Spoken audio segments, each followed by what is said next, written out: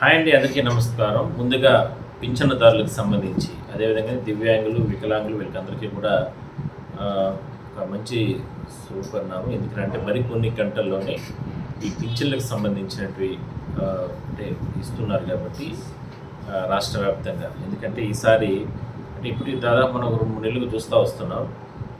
1వ తారీఖు లీవ్లు వస్తున్నాయి కాబట్టి 31వ తారీఖు 30వ తారీఖు ఇచ్చేస్తూ వస్తున్నారు. బట్ ఏంటంటే ఈసారి ఏప్రిల్ నెలకు సంబంధించి మాత్రం అలా రాలేదు.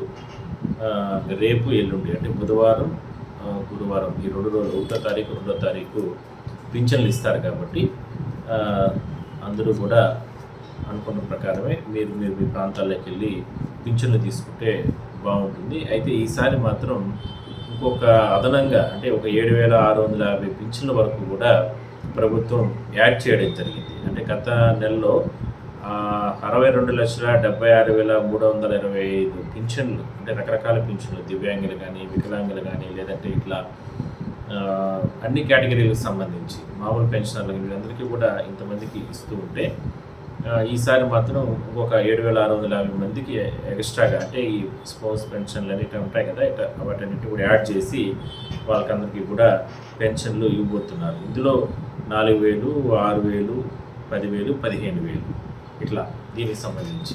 సో మరికొన్ని గంటల్లోనే ఈ పింఛన్లన్నీ కూడా అందరూ కూడా తీసుకుంటున్నారు కాబట్టి ఖచ్చితంగా 1-2 తారీఖుల్లో మాత్రమే తీసుకోండి. ఎక్కడైనా సరే వ్యాపారాల నిమిత్తమో లేదంటే ఏదన్నా బతుకు తెరువు కోసం బయట పోయినా లేదంటే ఇట్లా కూలి పనుల కోసమో లేదంటే ఏదన్నా సరే ఇట్లా హాస్పిటల్స్ ఇట్లా రకరకాల ఎక్కడైనా ఉన్నా కూడా రేపు ఎల్లుండి మాత్రం మీ దగ్గరలో మీ ప్రాంతానికి వెళ్ళి అక్కడ పింఛన్లు తీసుకుంటే బాగుంటుంది అనేది ప్రధానంగా అధికారులు చెప్తున్నారు. ఇదొకటి ఉంటే ఇక మనం గతంలో కూడా మనం చాలాసార్లు డిస్కస్ చేసుకున్నాం. ఈ కొత్త పింఛన్లు ఇవ్వట్లేదు, కొత్త పింఛన్ల వల్ల చాలా రకాలుగా అంటే చాలామంది ఎదురు చూస్తున్నారు. అది అన్ని రకాలకు సంబంధించి దివ్యాంగులు ఇట్లా వికలాంగులు అనుకోవచ్చు లేదంటే ఇట్లా మిగిలిన పెన్షన్దారులకు సంబంధించి ఇట్లా వీళ్ళందరూ కూడా ఎదురు చూస్తున్నారు అని. అది ఇంకా కూడా ఎక్కడ కూడా ప్రభుత్వం దానిపైన అయితే ప్రకటన అయితే చేయలేదు. ఎందుకంటే ఉన్న దాంట్లో లోపాలను సరిచేసి దానికి సంబంధించి మొత్తం కూడా దాన్ని క్లియర్గా ఇవన్నీ కూడా సెటరేట్ చేసిన తర్వాతనే కొత్త పింఛన్లు ఇవ్వాలనే ఆలోచనతో ప్రభుత్వం ఉంది. సో ఇవన్నీ కూడా బహుశా ఎందుకంటే మొన్ననే కదా దివ్యాంగ శక్తికి సంబంధించినటువంటి పథకాన్ని కూడా దానికి సంబంధించి దివ్యాంగులకి అందరికీ కూడా బస్సు ప్రయాణం ఇవన్నీ కూడా స్టార్ట్ చేశారు ఫ్రీగా. సో పెన్షన్లు మాత్రం ఖచ్చితంగా ఉన్నటువంటి సమాచారం ఏంటంటే జూన్ కావచ్చు లేదంటే జూలై లోపలనే నాకు తెలిసి ఒక కొలిక్కి వచ్చే అవకాశం అయితే ఉంటుంది. సో ఇంత లోపల మీరు ఎవరైనా సరే ఇట్లా సదరన్ సర్టిఫికెట్లు కానీ లేదంటే పెన్షన్లకు సంబంధించినటువంటి అవన్నీ కూడా మీరు దగ్గర రెడీ చేసి పెట్టుకుంటే అప్లై చేసుకునే దానికి ప్రభుత్వం ఇచ్చిన వెంటనే అవకాశం ఇచ్చిన వెంటనే మీరందరూ కూడా అప్లై చేసుకోవచ్చు. అంటే అది ప్రభుత్వం చాలా క్లారిటీతో ఉంది. అతి త్వరలోనే కొత్త వారికి అందరికీ కూడా పెన్షన్ ఇవ్వాలనే ఒక ఆలోచనతో ఉంది కాబట్టి ఖచ్చితంగా అదొక మంచి జరుగుతుంది. ఇక ఈ ప్రస్తుతానికి మామూలుగా అయితే మీరు పింఛన్లు తీసుకునే సందర్భంలో కొంతమంది నాకు గతంలో కూడా 2-3 వీడియోస్లో కామెంట్స్ పెట్టారు. సరే ఇట్లా స్పౌస్ పెన్షన్లకు సంబంధించి కేటగిరీకి సంబంధించి పెన్షన్లు ఎట్లా ఏంటి దాన్ని కొన్ని చోట్ల ఇట్లా ఇబ్బందులు గురి చేస్తున్నారు అది ఇది అని.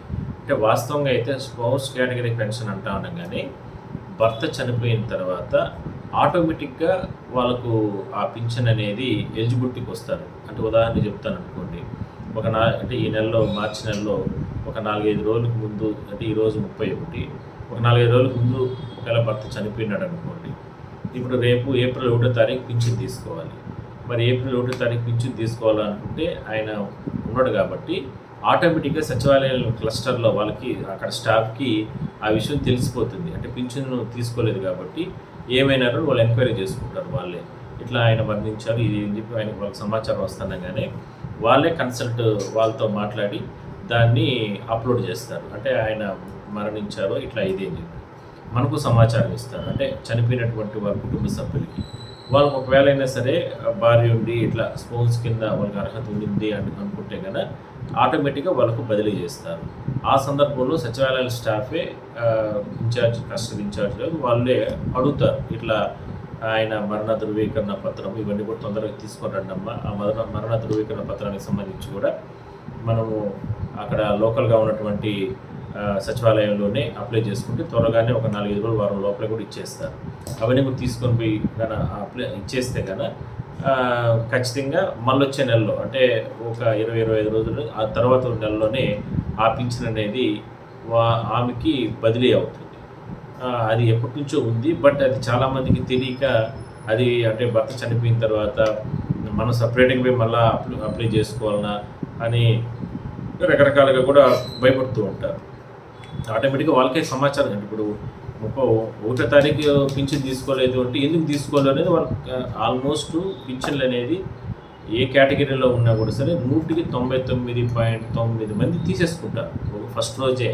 వీళ్ళు సెకండ్ రోజు తీసేసుకుంటారు. ఎవరు కూడా విధిలేని పరిస్థితుల్లో ఇట్లా ఎవరైనా సరే చనిపోయినా లేదంటే ఏదైనా సుదూర ప్రాంతాలకు వెళ్ళిపోయి ఏదైనా హాస్పిటల్స్ లేదంటే రకరకాల ఇబ్బందులు ఇట్లా రకరకాల సమస్యలు ఉండి అట్లా వెళ్ళి తిరిగి రాలేని పక్షంలోనే వాళ్ళకి కొంచెం లేట్ అవుతుంది. మ్యాక్సిమం ఎంత దూరం వెళ్ళినా కూడా పింఛన్లు అనేది కొంతమంది అక్కడ బదిలీ చేసుకుంటారు, కొంతమంది లేదంటే అక్కడికే వచ్చి కూడా తీసుకొని కూడా మళ్ళీ వెళ్ళిపోతూ ఉంటారు. పెన్షన్ అయినా అంతే, రేషన్ అయినా అంతే.